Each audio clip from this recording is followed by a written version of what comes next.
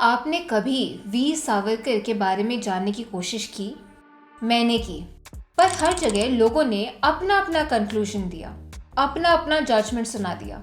किसी ने कभी फैक्ट्स के बारे में बात ही नहीं करी। फिर मैंने सोचा कि किताबें उठाते हैं और पढ़ते हैं, और काफी चीजें इससे क्लियर हुई। आज के वीडियो में मैं आपको अपना कंक्लूजन नहीं दूंगी, अपना व्यू पॉइंट नहीं दूंगी।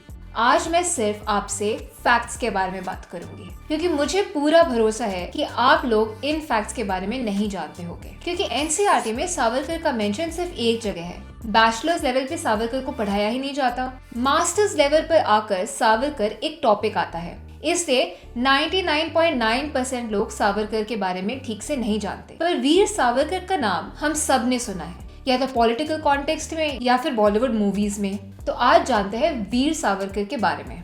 28 मई 1883 के दिन नासिक में उनका जन्म हुआ। वो शिवाजी की कहानियां सुनते हुए बड़े हुए।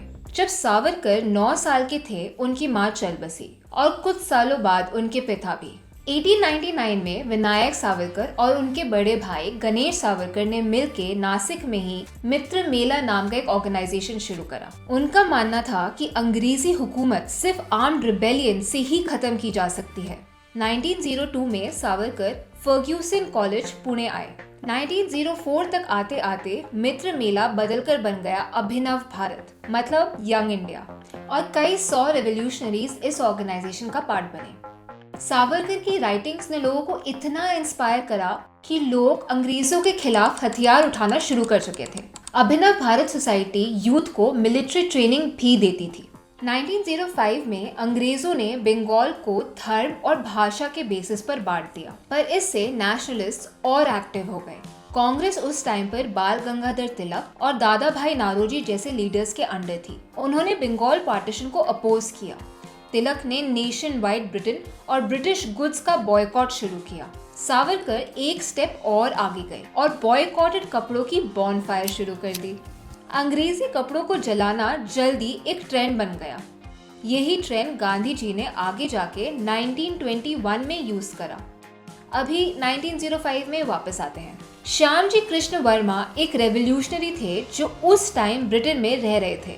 उन्होंने ब्रिटेन में रहते हुए नेशनलिस्ट मूवमेंट में काफी कंट्रीब्यूशन किया। एग्जाम्पल, इंडिया हाउस सेटअप करना और स्कॉलरशिप्स देकर इंडियंस को ब्रिटेन लाकर ट्रेन करना। तिलक, जो सावरकर से बहुत इम्प्रेस थे, उन्होंने फेलोशिप के लिए सावरकर को रेकमेंड किया और 1906 में सावरकर पहुंचे लंदन। ब्रिटेन में रहते हुए भी सावरकर ने लोगों को अंग्रेजों के खिलाफ खड़े होने के लिए, हथियार उठाने के लिए इंस्पायर करा।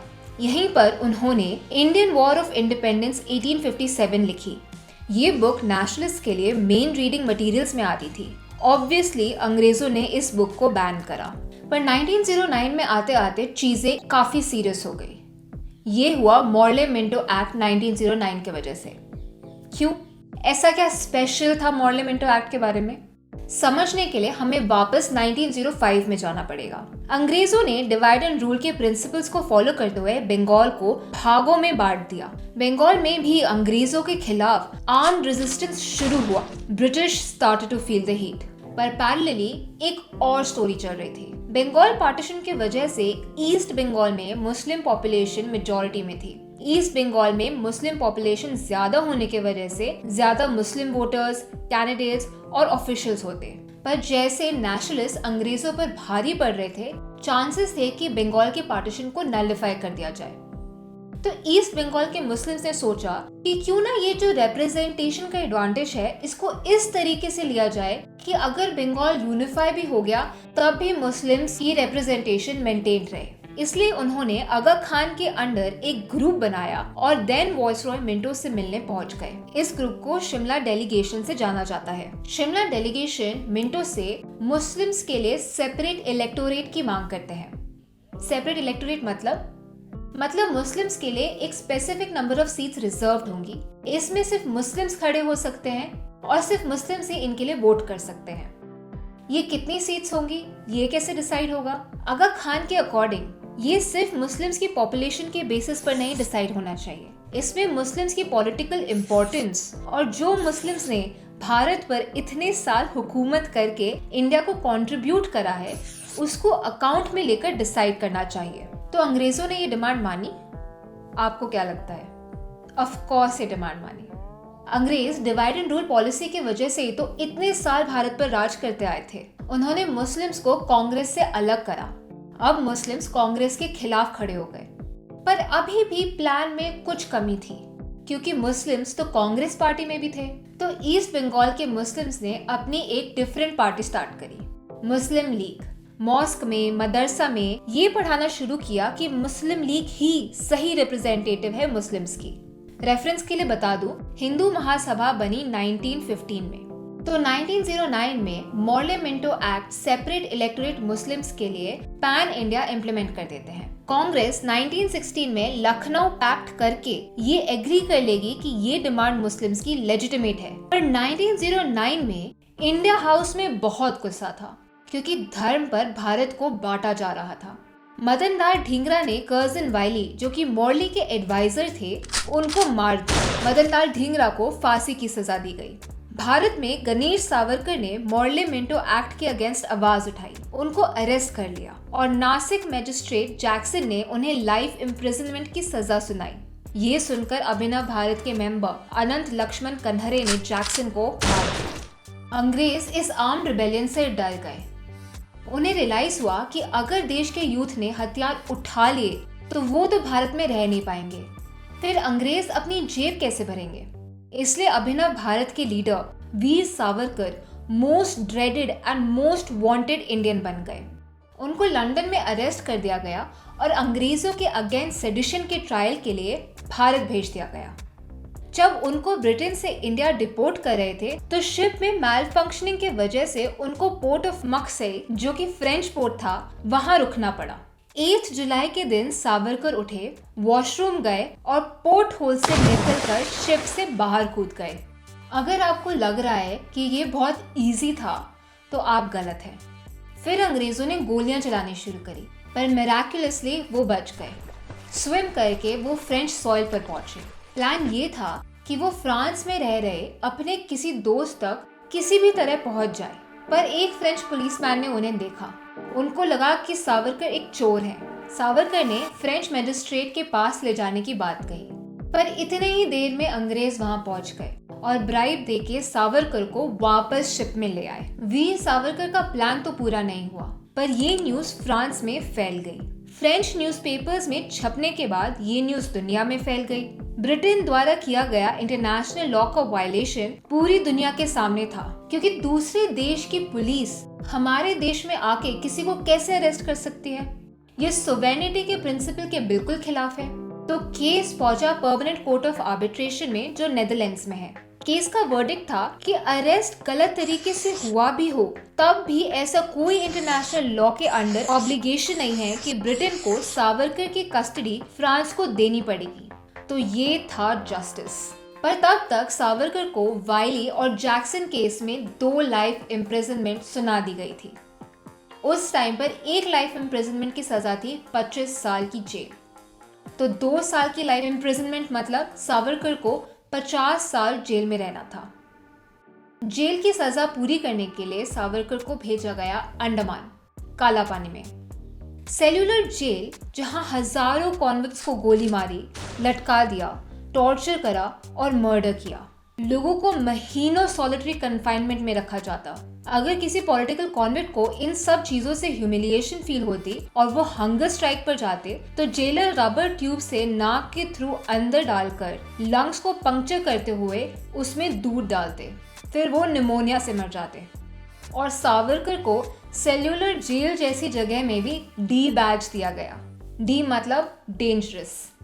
सावरकर ने अपनी सॉलिटरी कन्फाइनमेंट के टाइम कांटों से अपने जेल की दीवारों पर पोएम्स लिख दी। इस टाइम में सावरकर ने बहुत सोचा, बहुत पढ़ा, बहुत देखा और इस तरह तैयार हुआ Hindutva political ideology. Government policy के अकॉर्डिंग जिन लोगों को लाइफ इम्प्रिजनमेंट की सजा थी, वो 3 साल सेल्यूलर जेल में काट कर अंडमान आइलैंड पर सेटल हो सकते थे। तो सावरकर को मिली थी 2 लाइफ इम्प्रिजनमेंट, मतलब 6 साल जेल में काटना। पर अंग्रेजों ने सावरकर को 10 साल जेल में रखा। इन 10 सालों में वीर सावरकर ने पूरा ट्राई करा कि वो किसी तरह वहां से छूट जाए। उन्होंने प्ली पिटीशन, जो हर कैदी को लिखने का मौका मिलता था, लिखी, उन्होंने जो वो कन्विंस करने के लिए कह सकते थे कहा। सावरकर की रियलिटी हम इमेजिन भी नहीं कर सकते, पर कुछ और चीज इमेजिन करते हैं। आप एक फिशरमैन हो, आप फिशिंग करते करते पाकिस्तानी वाटर्स में चले जाते हो, वहां आपको पकड़ लिया जाता है, तो जेल में आप क्या कहोगे कि जो हालत 1971 वॉर में करी थी वो हालत किसी दिन फिर करेंगे, ये कहोगे? या फिर सोचोगे कि मैं माफी मांग ही लेता हूँ, चाहे झूठी ही सही, एटलीस्ट यहाँ पे पूरी जिंदगी बिताने से बेटर है कि झूठी माफी कह के अपने फैमिली के पास वापस चले जाए। क्या ये आपको कायर बनाती है या रिस्पॉन्सिबल? सावरकर ने शिवाजी की कहानियों से सीखा था। जब औरंगजेब ने शिवाजी को कैद करके रखा था, तब शिवाजी ने जो किया था सावरकर ने भी वही किया। 10 साल के बाद भी अंग्रेज सावरकर को जेल में रखना चाहते थे। जब भारत में इस पर शोर होने लगा तो अंग्रेजों ने वीर सावरकर को रत्नागिरी जेल में शिफ्ट कर दिया। अगले 4 साल सावरकर ने जेल में बिताए। इस टाइम पर उन्होंने लिखी द एसेंशियल्स ऑफ हिंदुत्व। इसे डॉक्टर केशव बलिराम हेजवर ने पढ़ा और वो इतने इंस्पायर हुए कि 1925 में उन्होंने आरएसएस एस्टैब्लिश करी। 14 साल जेल के बाद उन्हें 13 साल का हाउस अरेस्ट में रखा, इस कंडीशन पे कि वो पॉलिटिकल एक्टिविटीज में पार्टिसिपेट नहीं करेंगे। अभी हम 1925 में हैं। सावरकर ने सोशल रिफॉर्म्स पर काम किया, जैसे अनटचेबिलिटी पर और कास्ट डिस्क्रिमिनेशन पर। रेफरेंस के लिए बता दूं, गांधी जी अनटचेबल्स के लिए काम करना शुरू करेंगे 1932 में और अंबेडकर स्टार्ट करेंगे ग्रास रूट मूवमेंट्स 1927 में। 1937 में सावरकर अनकंडीशनली फ्री हुए। उन्होंने पूरे देश में घूमना शुरू करा। अब आगे की स्टोरी के लिए हमें कांग्रेस और सावरकर की आइडियोलॉजी को समझना जरूरी है। कांग्रेस तो हम क्लास 8 से पढ़ते आ रहे हैं। आज हम सावरकर की आइडियोलॉजी समझते हैं। उन्होंने हिंदुत्व को प्रमोट करा। हिंदुत्व मतलब देश सबसे ऊपर है, धर्म से भी ऊपर देश है। पर इस क्राइटेरिया को सब लोग सेटिस्फाई नहीं कर पाएंगे। क्यों? ऐसा क्या कॉम्प्लिकेशन है देश सबसे ऊपर होने में? कॉम्प्लिकेशन आती है रिलीजन के वजह से। जिन लोगों के लिए फादरलैंड और होली लैंड सेम है, उन लोगों के लिए देश सबसे ऊपर मानना इजी है। पर जिन लोगों के लिए फादरलैंड और होली लैंड सेपरेट है, उन लोगों की लॉयल्टी किसके साथ रहेगी, इस पर क्वेश्चन मार्क आ जाता है। हमारे फ्रीडम स्ट्रगल के एक्सपीरियंस ने इस क्वेश्चन मार्क को और बड़ा कर दिया। आपको 1906 का शिमला डेलीगेशन याद है, जिसमें मुस्लिम्स ने बोला था कि वो ब्रिटिशर्स को सपोर्ट करेंगे अगर उन्हें सेपरेट इलेक्टोरेट मिला। फिर 1919 में गांधी जी ने स्वराज खिलाफत मूवमेंट चलाया। बेसिकली गांधी जी ने देश की आजादी को ऑटोमन एम्पायर की आजादी के लेवल पर रखा। वर्ल्ड वॉर 1 खत्म हुआ 1919 में, जिसमें ऑटोमन एम्पायर हार गया। ऑटोमन एम्पायर को बांटने की बात उठी। इस एम्पायर को हेड करते थे caliph. Muslims world wide caliph को अपना हेड मानते थे। इसका मतलब ऑटोमन एम्पायर टूटना मुस्लिम्स की बेइज्जती थी। इंडियन मुस्लिम्स कैलिफ के सपोर्ट में उठे। उस टाइम गांधी जी भी पॉलिटिक्स में घुसे। उन्होंने रिलीजियस डिमांड को देश की आजादी के डिमांड से जोड़ा। इसके पीछे रीजन था मुस्लिम मासेस को फ्रीडम मूवमेंट में इन्वॉल्व करना। मतलब वो देश के आजादी के लिए नहीं आए, पर धर्म के लिए आए। ये इससे भी प्रूफ हो जाता है कि मुस्लिम पार्टिसिपेशन पूरे फ्रीडम स्ट्रगल में सबसे ज्यादा नॉन कोऑपरेशन मूवमेंट में थी। नॉन कोऑपरेशन मूवमेंट 1920 से 1922 तक चला। स्वराज खिलाफत मूवमेंट 1919 से शुरू हुआ और 1922 जब ऑटोमन एम्पायर को तोड़ दिया गया तब तक ऑलमोस्ट चला। आयरनी ये है कि आज भी कैलिफ पर लड़ाई चल रही है। अगर कोई ऑफेंड हो रहा है तो मैं बता दूं, मुस्लिम्स इंडिया के फ्रीडम के लिए लड़े, बट वो कुछ मुस्लिम लीडर्स थे। मुस्लिम्स का मास पार्टिसिपेशन इंडिया के फ्रीडम मूवमेंट में अनफॉर्चुनेटली बहुत कम था। और ये मैं नहीं, ये हिस्ट्री का डेटा बोलता है। इसके लिए आप बिपिन चंद्र, शेखर बंदोपाध्याय और राजीव अहीर की बुक्स पढ़ सकते हैं। वापस आते हैं हिंदुत्व पर, जिसका मतलब है देश सबसे ऊपर है। पर जब गांधी जी ने बोला कि हिंदू मुस्लिम यूनिटी देश की स्वराज से ज्यादा इम्पोर्टेंट है, तो सावरकर और कांग्रेस की आइडियोलॉजी में स्प्लिट आ गया। तो ये तो क्लियर था कि 1937 के बाद सावरकर कांग्रेस तो ज्वाइन नहीं करते और सावरकर को जो हिंदूज का पॉलिटिकल लॉस हो रहा था वो भी रोकना था। क्योंकि अंग्रेजों द्वारा जो डिवाइड एंड रूल कांग्रेस और मुस्लिम लीग के साथ खेला जा रहा था, उसमें ना कांग्रेस का लॉस हो रहा था ना मुस्लिम्स का। उसमें हो रहा था सिर्फ हिंदूज का लॉस। तो सावरकर ने ज्वाइन करी हिंदू महासभा। अगर आप सोच रहे हो उन्होंने आरएसएस क्यों नहीं ज्वाइन करी, तो आरएसएस पॉलिटिक्स में डायरेक्टली इन्वॉल्व नहीं होती। आरएसएस आइडियोलॉजिकल और कल्चरल काम कर रही थी। पॉलिटिक्स में घुसने के बाद सावरकर ने सब करा हिंदूज के राइट्स को प्रोटेक्ट करने के लिए। वो जहां गवर्नमेंट बना सकते उन्होंने वहां गवर्नमेंट बनाई। वो जहां वॉइस रॉय से बात करके हिंदूज के लिए बेनिफिट कर सकते उन्होंने वहां बात करी। सावरकर की पॉलिटिक्स प्रैक्टिकल पॉलिटिक्स थी। उनके अकॉर्डिंग अगर वो पॉलिटिक्स से दूर रहेंगे तो देश की जिम्मेदारी किसी और पर आएगी। पर सिर्फ हिंदू राइट्स प्रोटेक्ट करना हिंदुत्व नहीं है। हिंदुत्व में देश सबसे ऊपर है और देश तब भी आजाद नहीं हुआ था। सावरकर ने जो 27 इयर्स जेल और हाउस अरेस्ट में काटे, उस टाइम में गांधी जी इंडियन के पॉलिटिकल सिनेरियो को कैप्चर कर चुके थे। गांधी जी का आजादी तक का रास्ता था अहिंसा का, पर सावरकर इस चीज में बहुत क्लियर थे कि आर्म्स उठाए बिना देश को आजाद नहीं किया जा सकता। सुभाष चंद्र बोस भी इस चीज से एग्री करते थे।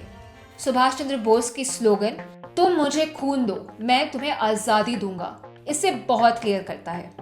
1939 में वर्ल्ड वॉर 2 शुरू हुआ। 1940 में बोस सावरकर से मिलने आए। वीर सावरकर ने सुभाष चंद्र बोस को राश बिहारी बोस द्वारा जापान से भेजा हुआ लेटर दिखाया, जिसमें एक ब्रिलियंट आइडिया था। ब्रिटिश इंडियन आर्मी के प्रिजनर्स ऑफ वॉर से आर्म फ्रीडम फाइट शुरू करना। मतलब वर्ल्ड वॉर 2 में जो हजारों की संख्या में इंडियंस बाहर लड़ने के लिए गए थे, वो जब एक्सिस पावर द्वारा कैप्चर करे जाएंगे, जब वो प्रिजनर्स ऑफ वॉर बनेंगे, तब उनके पास एक ऑप्शन होगा भारत की स्वतंत्रता के लिए लड़ने का। और बोस चल पड़े जर्मनी और वहां से जापान में बनी Indian national army. Veer Savarkar ने भारत के लोगों को ब्रिटिश आर्मी ज्वाइन करने के लिए मोटिवेट करा, क्योंकि अब वॉर चलते ब्रिटिशर्स ही इंडियन आर्मी को ट्रेन करते और यही लोग वापस आके भारत की स्वतंत्रता के लिए लड़ते। और वीर सावरकर की स्ट्रैटेजी सक्सेसफुल हुई। आईएनए के सोल्जर्स को तो ब्रिटिश इंडियन आर्मी ने अगस्त 1945 में पकड़ लिया,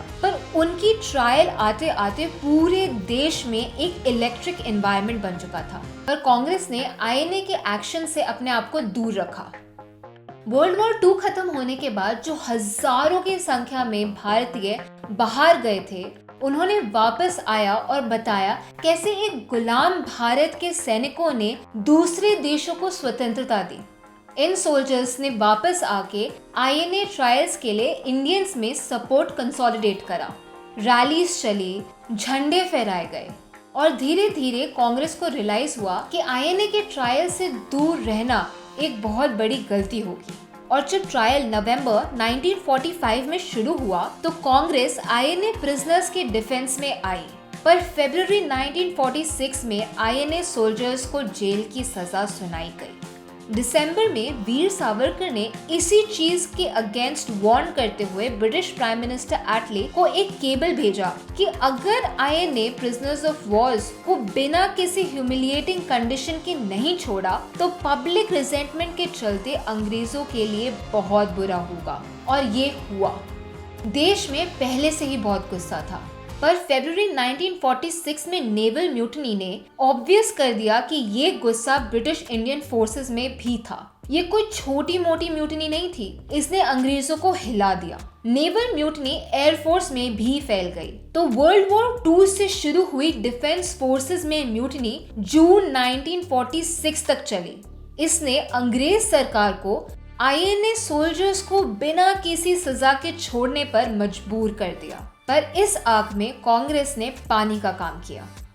कांग्रेस ने डिफेंस फोर्सेस को ब्रिटिशर्स को सरेंडर करने के लिए बोला, पर अंग्रेज समझ गए थे कि इंडियन फोर्सेस अब अंग्रेजों के लॉयल नहीं रही। बिना फोर्सेस के भारत पर हुक्म करना इम्पॉसिबल था और 1 साल के अंदर अंदर अंग्रेज भारत छोड़कर भाग गए। कुछ सालों बाद क्लेमेंट एटली ने भी भारत छोड़ने का यही रीजन दिया। फिर और भी चीजें हुई, जैसे गांधी जी के मर्डर केस में वीर सावरकर को फिर से जेल भेजने की कोशिश, पर कोर्ट ने वीर सावरकर को निर्दोष पाया।